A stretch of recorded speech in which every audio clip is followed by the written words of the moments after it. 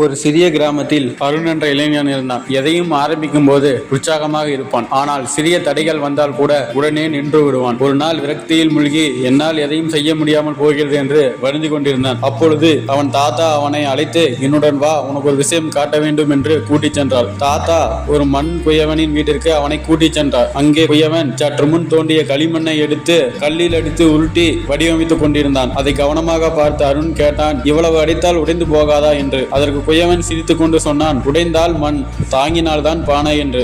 அருண் அதிர்ந்து பார்த்தான். குயவன் சொன்னான், மண்ணை அடித்து பிடித்தால் தான் அது பானையாகிறது, தீயில் வைத்து எரித்தால் தான் அது வலிமை பெறுகிறது. மனிதருக்கும் அதேதான். சோதனைகள் வந்தால் நீ உடைந்து விட்டாய் என்றால் பிரச்சனை முடிந்துவிடும். ஆனால் தாங்கிக் கொண்டால் நீ வலிமையான மனிதனாகி விடுவாய். இந்த ஒரு வாக்கியம் அருணின் மனதை முழுக்க மாற்றிவிட்டது. அன்று முதல் அவன் விழுந்தாலும் எழுந்தால் தடைகளுக்கு முன் நின்று போராடினான். சில மாதங்களில் தான் கனவு கண்ட வேலைக்கு சென்று விட்டான்.